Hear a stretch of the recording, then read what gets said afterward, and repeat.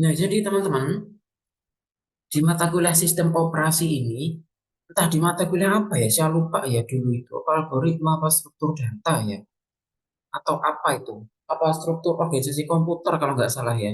Intinya kita sudah pernah membahas tentang sistem operasi. Sedikit banyak waktu itu kita udah bahas sistem operasi, sampai kita sempat bahas embedded system gitu ya.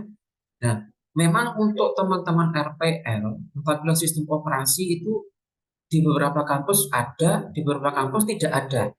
Jadi tergantung struktur kurikulum kampus dan tergantung pada profil alumni nanti yang akan diinginkan. Gitu ya. Nah, sehingga mata kuliah mata kuliah kita yang sekarang ini tentang sistem operasi, pendekatannya adalah ke sistem operasinya. Sesuai dengan RPS yang sudah ada ya. Kebetulan saya di sini untuk pengajar teorinya, nanti Anda ada praktek bersama Pak Indra, gitu ya. Oke, sekarang kita bahas dulu sistem operasi. Sistem operasi. Kalau kita bicara contoh, nah ini perulangan dikit ya. Soalnya kan di mata kuliah kita yang kemarin kita udah sempat bahas gini-gini kan ya. Contoh sistem operasi ya, ada Windows. Kalau udah kita bahas ya, kalau Apple itu punya OS apa itu namanya? Mac, OI, iOS, iOS punya Apple. Ada Linux. Nah, coba nanti saya komunikasi dengan Pak Indra ya. Semoga Anda nanti sempat main-main sama Linux. Entah Linux, entah Mangrak, sebisa mungkin. Nah, Anda RPL nih tetap harus main-main sama Linux ya nanti ya. Karena beda teman-teman. Kalau kita main-main sama Windows tok selalu, nah, nanti nggak punya wawasan yang lain kita untuk operating system yang lain. Karena kalau Windows itu kan kita sifatnya klik-klik-klik kayak gini ya, nggak klik. Nah, klik-klik gini aja. Tapi kalau Linux, nah itu ada command prompt, ada apa istilahnya, kernel-kernel tertentu yang kita butuhkan saat kita menjalankan operating system. Nah, wis nanti coba saya komunikasi dengan Pak Indra, dan jangan khawatir, satu komputer itu bisa diinstal lebih dari satu OS. Nah, misal Anda punya komputer itu di lab, nanti bisa diinstal Windows plus Linux. Nah, gitu ya. Semoga di praktek nanti bisa ada waktu untuk Anda main-main dengan contoh lain ya Android. Ya, tapi sepertinya di RPL yang sekarang Android Anda cukup bikin aplikasinya saja. Jadi Anda bikin aplikasi untuk Android. Jadi Anda nggak sampai membuat Android sendiri gitu, nggak sampai ya. Tapi bikin aplikasinya itu. Nah, sedikit preview juga tugasnya OS atau fungsinya OS. Ini sudah kita bahas ini di arsitektur kemarin kalau nggak salah. Sambil ingat aja ya kita ya, ada manajemen memori. Jadi manajemen memori itu tugasnya operating system, bukan tugasnya hardware. Nah, ini hati-hati. Karena sebagian orang, sing fanatik-fanatik itu biasanya, yang fanatik-fanatik itu mengatakan manajemen memori itu diatur sama prosesor, diatur sama BIOS. Nah, tidak seperti itu, teman-teman. Prosesor tidak dapat bekerja kalau nggak ada OS-nya. BIOS pun, ya, sudah kenal istilah BIOS, basic input output system. Ini komponennya kecil, kotak gini biasanya. Di tiap komputer selalu ada BIOS. Bahkan di beberapa sepeda motor zaman sekarang sudah ada BIOS-nya. Ya, tugasnya BIOS itu ya namanya input output. Dia berbicara input output. Dalam artian yang menjadi input itu apa? Keyboard kah, kamera kah, outputnya nanti ke monitor, apa ke LCD, nah itu yang ngatur BIOS.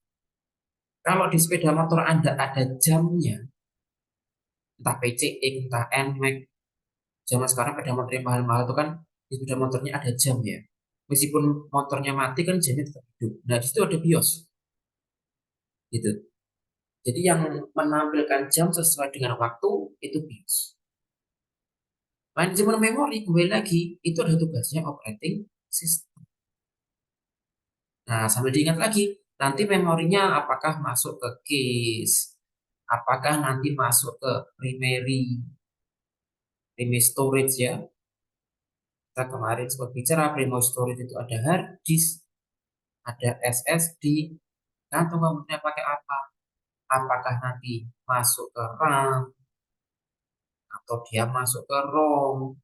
Ini yang ngatur OS, Windows-nya, Linux-nya, Android-nya. Jadi misal Anda pakai kamera Android, thread misal. File fotomu itu masuk ke mana? Hanya masuk di RAM, hanya masuk primary, atau hanya masuk cache, atau masuk ke semuanya.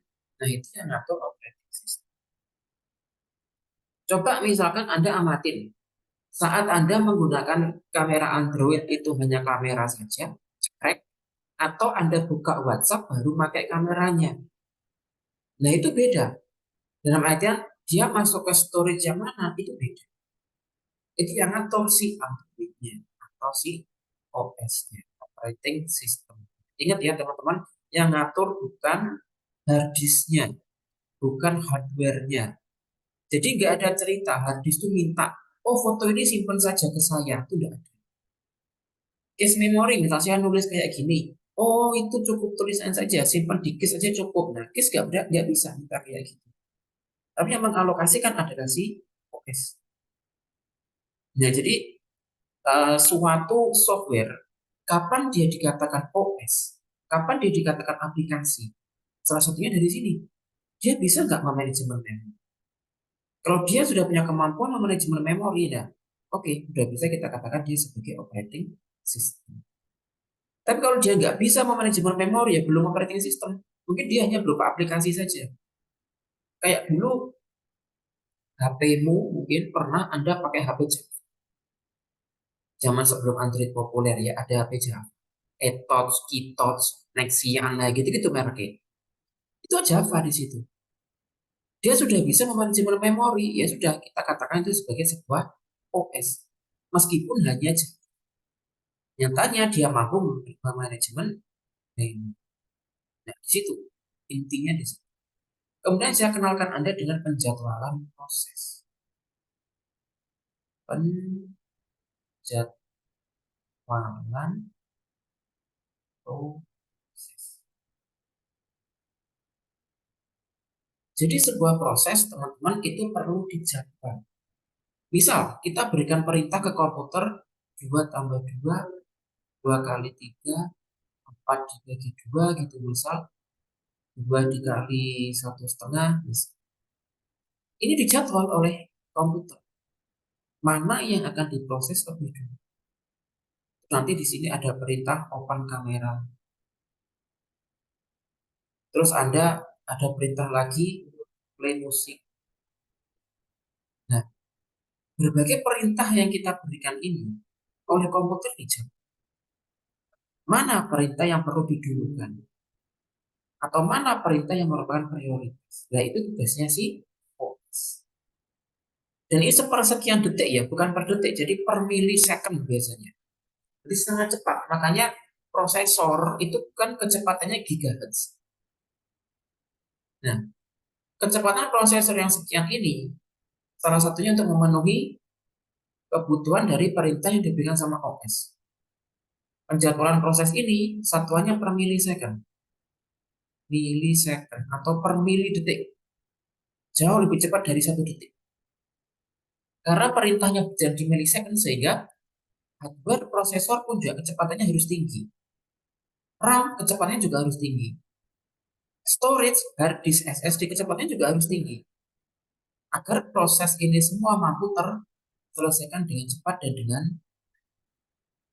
Nah, dijadwal dulu, misal open kamera. Meskipun open kamera diberikan di akhir, tapi dia bisa diproses awal dulu.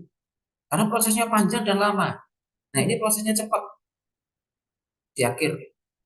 Prosesnya cepat karena dia di akhir, nah ketemu langsung hasil. Jadi prosesnya cepat, nggak perlu berbelit-belit. Open kamera, yuk simpel, tapi harus buka kamera, harus sinergi antara kamera audio, sinergi dengan layar, sinergi untuk membuka hardware kamera itu sendiri. Nah, ini ribet, butuh waktu panjang. Nah, gitu. Kalau ini nggak ada OS belum mampu menjadwalkan proses, ini awkward nanti. Sehingga proses-proses yang butuh waktu panjang, antrinya paling belakang sehingga nggak selesai-selesai. Nah, gitu ya. Termasuk nanti di sini ada OS-OS yang sudah canggih, dia punya skala prioritas. Mana yang harus diproses dulu. Nah, mungkin kalau kamu pernah buka HP-mu, di settingan HP-mu, itu ada program-program yang berjalan di background. Yo iki, singgari baterai cepat habis, singgari HP panas, singgari HP lemot. Program-program yang berjalan di background inilah pada dasarnya yang prioritas. Ini sudah diatur secara otomatis oleh OS-nya, Android dalam artinya.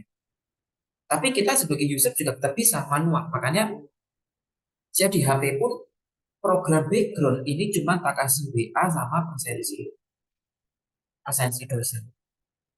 Selain itu, nggak saya masukkan ke program background. Tidak saya masukkan di skala prioritas. Ya karena nggak kepake. Misal banyak aplikasi KI, akses, Traveloka, itu kan nggak perlu harus berjalan terus-menerus. Ini lagi yang berjalan di background ini aplikasi yang berjalan terus-menerus.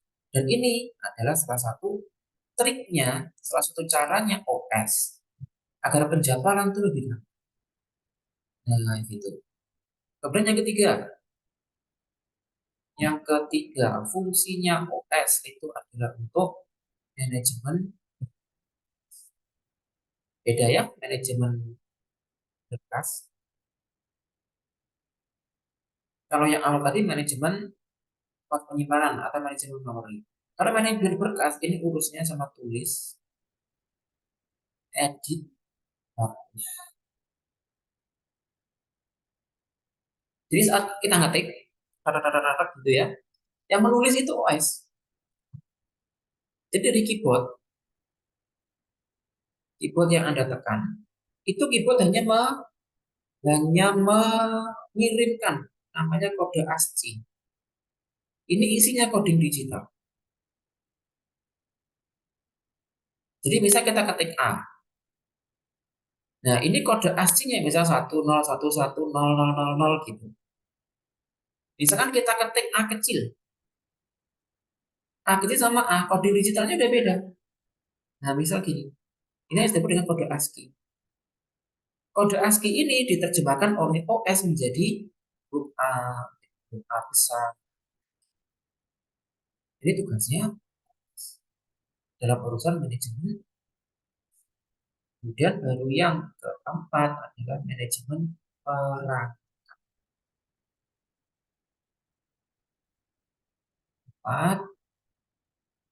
Manajemen perangkat. Nah, di sini kita mengenal adanya input dan output. Sebelum manajemen berkas ini masuk ke OS, biasanya BIOS dulu yang bekerja. Jadi BIOS itu mengenali. Nah, sehingga pada saat komputer starting, komputer awal tuh ya, sebelum masuk ke Windows, ada baru pertama nyalain komputer tuh dia sudah mengenali bootnya apa, monitornya apa, mouse-nya apa, itu dikenalin. Tapi ingat, BIOS tidak mengendalikan. BIOS mengenali. Makanya misalkan ada keyboard yang error, mesti BIOS sudah langsung bilang keyboard error. Atau biasanya ada bunyi titit titit titit titit terus, nah itu biasanya VGA-nya. VGA-nya tidak dikenali oleh BIOS. Entah VGA-nya yang rusak atau kadang VGA-nya gak macet. Atau kadang VGA-nya berdebu. Nah gitu. Terus kabel itu juga dikenali sama BIOS. Kabel power lemah gitu BIOS kan. Tapi BIOS tidak memanajemen perangkat, tidak memanajemen sekali lagi. Hanya mengenal keyboard mana yang kita pakai, terus VGA mana yang kita pakai, itu urusannya OS. Jadi OS ini misalkan dari keyboard di manajemen keyboardnya on atau off, gitu ya. Kemudian keyboardnya dipakai atau keyboard yang kepake Kalau Anda nyadar, biasanya kamu senggol keyboardmu, lampunya nyala. Itu berarti keyboard aktif. Keyboard aktif itu berarti sudah dikendalikan sama OS. Terkadang mouse itu juga ada lampunya. Mouse yang inaktif biasanya mati. Mouse-nya kamu senggol lagi, biasanya lampunya nyala. Bukan mouse-nya, tapi OS-nya yang mengendalikan. OS nyuruh ke mouse untuk, nah gitu. Ini tugasnya. Makanya ini ya, misal keyboardmu rusak itu yang protes mesti operating system. Yang rusak keyboard, tapi mesti kok yang protes Windows. Keyboard mouse not used atau mouse broken ya biasanya gitu tulisannya. Atau minimal mouse-nya nggak bergerak pada saat kita geser-geser. Nah, emang gitu, emang tugasnya OS memang. Kemudian untuk pengenalan OS nanti Anda ada jenis-jenis sistem operasi. Intinya jenis sistem operasi itu jenisnya, jenis OS. Intinya ini kita bagi menjadi user satu dan user lebih. Lebih dari itu ini lebih dari satu. Sehingga ini dikatakan single, ini dikatakan multi. Windows yang kamu pakai di labmu itu single user. Karena hanya kamu pakai di satu komputermu. Mungkin nanti Anda di sebuah institusi besar akan menemui ya ada meja komputernya banyak gitu, tapi Windowsnya cuma satu. Jadi diinstal Windows cuma satu. Itu yang disebut dengan multi user. Jadi Windows yang diinstal ini sama, aplikasinya diinstal sama, pengalamatan memori sama. Nah, bedanya di situ saja. Kalau di komputer labmu, coba Anda lihat antara satu komputer dan komputer lain bisa jadi aplikasinya beda. Karena yang pakai banyak orang dan berbeda semua ya. Jadi si A install iki, si B kadang install game ini, nah beda-beda semua. Itu berarti apa? Pakai single use. Kalau kamu menemui yang kayak gini, aplikasi di semua komputer itu sama. Bahkan misalkan kamu megang komputer di sini, kamu install sesuatu, ternyata nggak mau terinstall. Itu memang dia menggunakan multi use. Dia memang sengaja dibatasi kayak gitu. Nah, gitu ya. Oke, silakan jika ada pertanyaan bisa di kolom chat, nggak apa-apa. Soalnya biasanya kamu kalau buka mikrofon itu berdengung ya, karena kan ada menggunakan satu lab. Tidak apa-apa, silakan di kolom chat.